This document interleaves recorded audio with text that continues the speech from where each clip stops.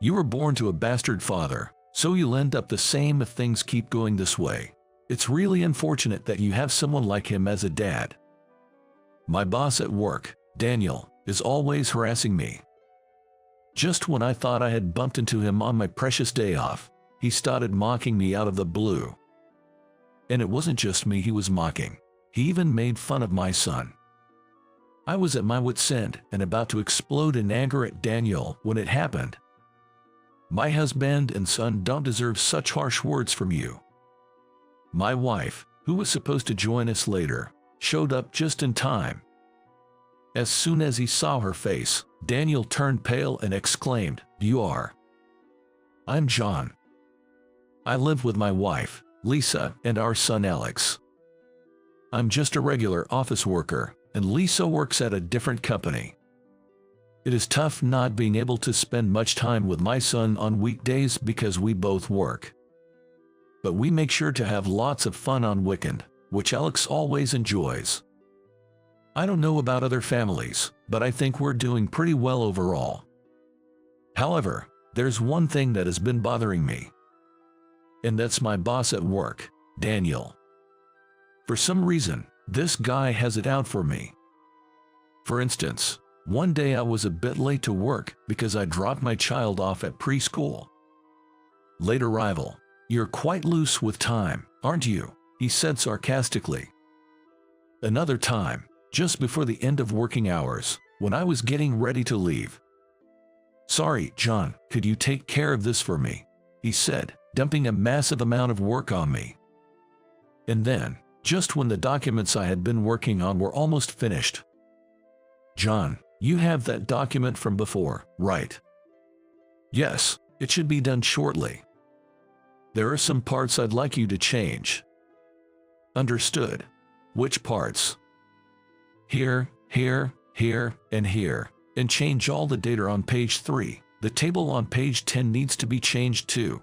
Cut everything on page 12, and add 10 pages in its place. You can do that, right?" "Well, yes."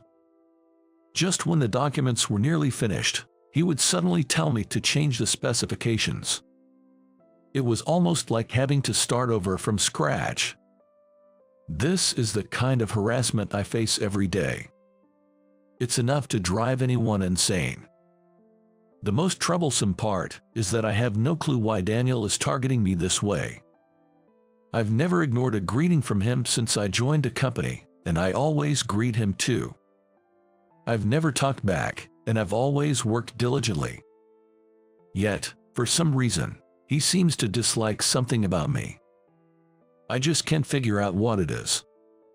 Fortunately, my colleagues and other bosses have been kind. Whenever I was burdened with an unreasonable amount of work, they would always say, "I'll help you out. You're having a tough time. Come on, let's finish this quickly." They volunteered to help without any complaints. With their help behind the scenes, I've managed to keep from breaking down and continue working. I'm sure I would have quit this company if it weren't for these people. Or I would have caused trouble for my family. For the sake of Lisa and Alex, I can't just abandon my job. While being saved by my feelings to my family and the kindness of my colleagues, I endure the harassment and carry on with my daily work. However, no matter how much support I have, the constant harassment inevitably wears me down.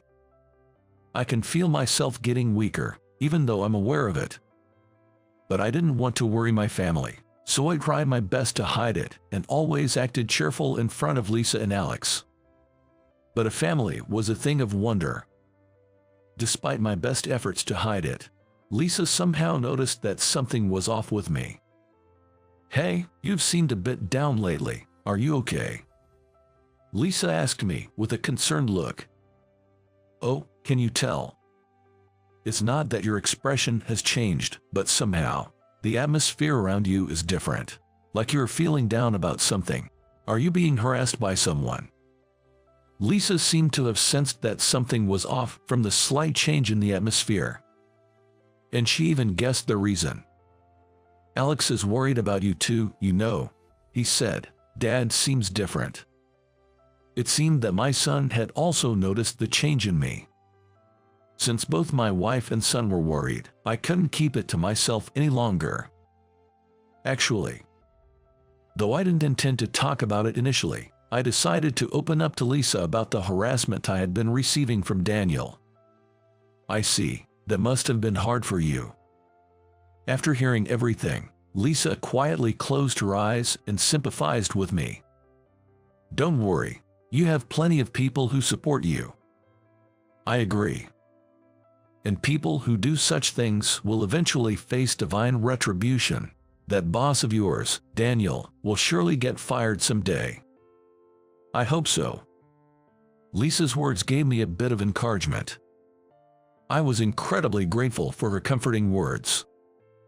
It made me feel again that I was not alone, and it gave me the strength to persevere in my job once more. Dad, let's go on that ride next. All right, sounds good. On a day when work had finally settled down, I took Alex to the amusement park as I had promised him a month ago. I had been unable to find a time due to Daniel's constant interruptions at work. When I complained about it to a colleague, they said, "We'll take care of your work, so go to the amusement park with your son," and I was able to swap tasks with them. I was truly grateful to have such wonderful colleagues. That's how we finally made it to the eagerly anticipated amusement park.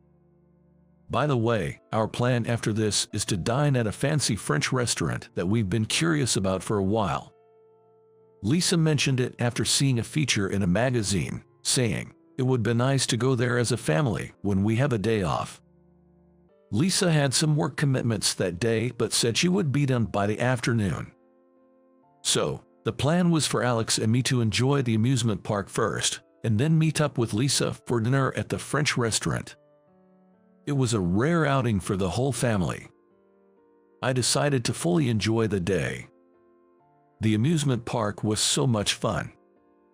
Alex was delighted after enjoying the amusement park to its fullest. I hoped to make up for the worry I might have caused due to work by ensuring he had a great time. Seeing Alex's happy smile made me feel joyous too. It was almost reservation time for the French restaurant, so we waited for Lisa in front of it. That's when it happened. Oh, wow, isn't that a familiar face I see? Just as I was enjoying a lovely time with my adorable son, an unpleasant voice came from behind. Reluctantly turning around, I saw, as expected, Daniel. "Daniel, hello. To be at an amusement park with just you and your son on a day off must be miserable, right?" Daniel taunted, even on his day off. "Well, a hopeless guy like you could be dumped by his wife any day now. You'd better enjoy the good times with your son while you can." Encountering the person I disliked on a day off and being ridiculed made me furious. In fact, I wanted to retort, "The hopeless one is you." But with my son here, I couldn't make a scene. However, there was one thing I couldn't forgive. Please don't talk about dumping in front of my son. I didn't want such discussions about being dumped or abandoned to happen in front of Alex. I had already caused enough worry for him. I couldn't let my son worry needlessly any further. Thinking this, I retorted, but upon hearing my response, Daniel just smirked with a corner of his mouth. "Oh, so this is your son." When I heard those words, I thought, I've made a mistake. Because when Daniel's mouth curled up like that, it was a sure sign he had locked onto his target. At that moment, I foresaw that Alex had become Daniel's new target. "Do you love your dad, kiddo?" "I love him a lot," Alex answered with an innocent smile. Smiling gently at Alex, Daniel spoke. "That's good. But make sure you don't end up like your father, all right? You were born to a bastard father. So you'll end up the same if things keep going this way. It's really unfortunate that you have someone like him as a dad." Finally, Daniel ridiculed me in front of my son. And he even subtly insulted Alex as well. I could tolerate being mocked myself, but I couldn't overlook my son being ridiculed. Enough is enough. You're mocking my son too. What have I ever done to you? I had reached my limit and expressed my anger towards Daniel. Daniel, seemingly not expecting a retort, widened his eyes. That was because it was the first time I had ever lashed out at Daniel. Caught off guard by the unexpected development, Daniel froze. But it was only for a moment. Angered by my retort, Daniel poured his drink over my head. Talking back to your boss like that, huh? Cool off your head, you fool. Saying that, he threw the empty container at me, further provoking me. We were on the verge of a physical confrontation. It wouldn't have been surprising if it had escalated into a fist fight. That's when it happened. Hey, Dad, why are you even seriously talking to this guy? Alex suddenly spoke up. His words even contained a slight taunt towards Daniel. Caught off guard by his sudden statement, both Daniel and I were taken aback. And without understanding the tense atmosphere, Alex continued. People who can only mock others are bad news, so we should just ignore them, right? That's what Mom said. Alex said this with an expression of pure innocence, containing no malice. I later learned that Alex had been quite worried about my lack of energy. To reassure him, Lisa had said, "Your dad is feeling down because someone jealous of how hard he works is bullying him." Really? People who mock others like that are dangerous, so just ignore them. And such people aren't worth much anyway, so karma will get them eventually. So Dad will be okay and back to his cheerful self soon. Got it. That was the conversation they apparently had. However, Daniel, unaware of this, retorted, "To indoctrinate such a child with such outrageous ideas. Your wife is a real piece of work." Apparently shocked to be called out by an innocent child and resorting to a sore loser's response. His tone lacked the assertiveness it had earlier. But I didn't miss Daniel mocking Lisa. "Are you mocking my wife now?" "Got a problem with that. She's the one who blurts out such rude things to the kid. She deserves to be mocked." Daniel countered my admonition. If only he hadn't said such things, none of this would have happened. Always justifying himself and blaming others for his failures. That's the essence of who Daniel is. Truly a hopeless case. Your wife must be quite mad. Really, I'd love to see the face of someone like that. Daniel regained his composure and said, as if he was amazed. But the timing was not right. "If you're interested in my face, here it is. Would you like to have a look?" Eh? When Daniel turned around to the voice behind him, "Hello, I'm Lisa, John's wife." There stood my wife, Lisa. "Oh wait, you are." He was faced with the very person he had just been mocking. Daniel must have been truly surprised. But something was a bit strange. The surprise on his face wasn't normal. The moment he saw her, Daniel turned deathly pale. "Hey, do you know each other by any chance?" I asked Lisa, somewhat guessing. Lisa nodded affirmatively. Actually. Lisa then shared the details. It turned out that the key client Daniel was in charge of was the company where Lisa worked. And Lisa was the person he had been directly dealing with. Daniel was shocked because he hadn't expected someone from a client company to be here. "You're his wife. How long have you been here?" Daniel managed to speak, finally coming to his senses. "Just arrived. I was quite shocked when you suddenly started mocking me," Lisa said with a smile. She wasn't forgiving Daniel's behavior. When Lisa is furious, she smiles like this. So, at this moment, Lisa was in a rage. "I'm terribly sorry. I had no idea that you were his wife." Noticing that Lisa was angry, Daniel hurriedly apologized. But Lisa's anger wasn't just because of the insult. "Daniel, it seems you've been quite a nuisance to my husband," Lisa stated. "What?" "I heard from him about the terrible treatment he's received," Lisa continued, causing Daniel to break out in a sweat, looking panicked. It seemed he was aware of the harassment he had been inflicting. Besides the insults to my husband and me, your behavior towards your subordinates as well. I don't feel inclined to do business with such a person. Lisa had concluded that Daniel was unsuitable as a business partner, even aside from me being her husband. We will discontinue our dealings with you. This contract is terminated. Daniel was informed of the sudden termination of the contract. Then, he began to apologize profusely on the spot. I deeply apologize for my numerous acts of disrespect, but please, I beg for your mercy. Daniel persisted, despite the situation. I might have considered it if it were just about work, but you mocked not only my husband but also our son, didn't you? That was. I cannot forgive anybody who mocks my family. You should experience the consequences of your actions firsthand, Lisa coldly stated, with no intention of retracting the business termination. No way.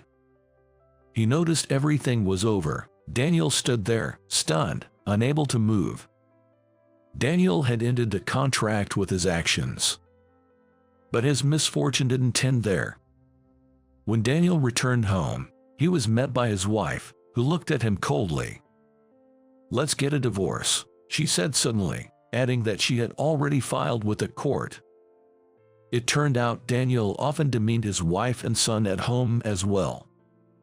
He never engaged in family activities and gave only a minimal allowance to his wife while he spent his days drinking. For years, his wife had been contemplating divorce due to such behavior. She had been confiding in Lisa about it. In fact, his wife and Lisa had gotten to know each other through their hobbies. Given their connection as colleagues in the same company, they had developed a close friendship. Having grown close enough to discuss anything, Lisa had been the one Daniel's wife consulted about the divorce. At that time, Lisa had shared with her that her husband, who was surely me, was being harassed by Daniel.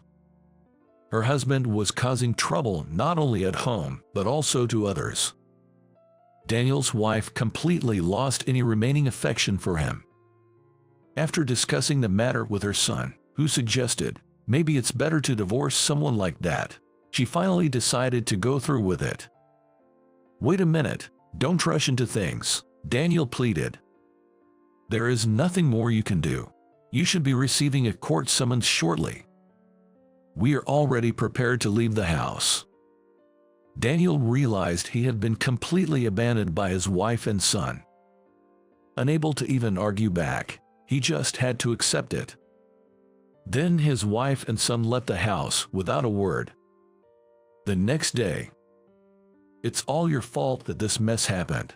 How are you going to take responsibility?" Daniel lashed out at me when he arrived at work.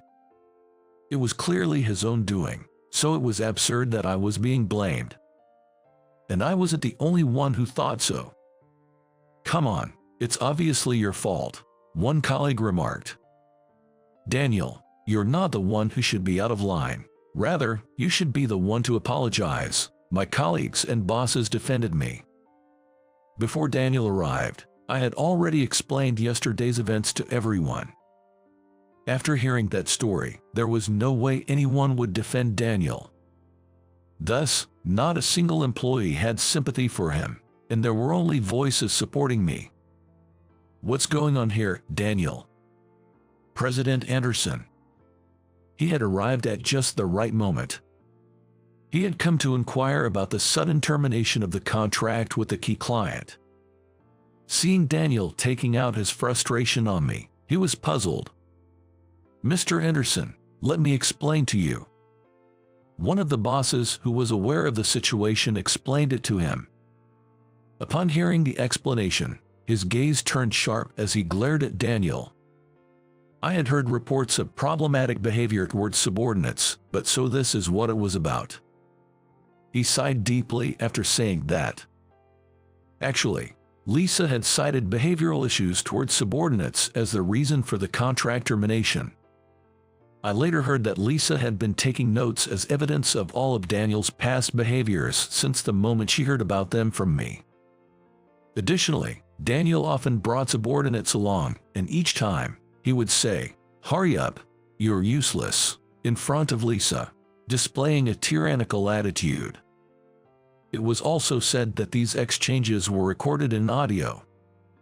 The abusive behavior towards me, the tyrannical attitude towards subordinates, and the scenes of unreasonable blame were all witnessed by Mr. Anderson.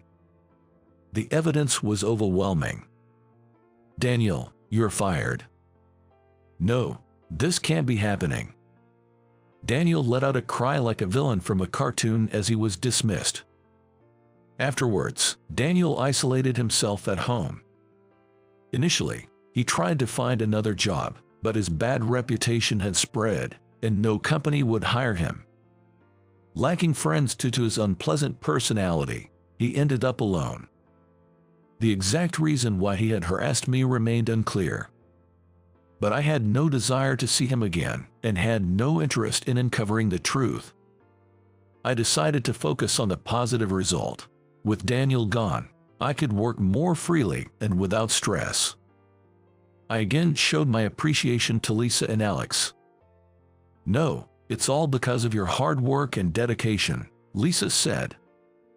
"I'm happy to see you cheerful again," Alex and Lisa both said with smiles. After that, I stepped in to take over the boss's role in place of Daniel. Working collaboratively with my supportive colleagues, I dedicated myself to my job every day. Cherishing the support from my family and friends, I was motivated to continue doing my best.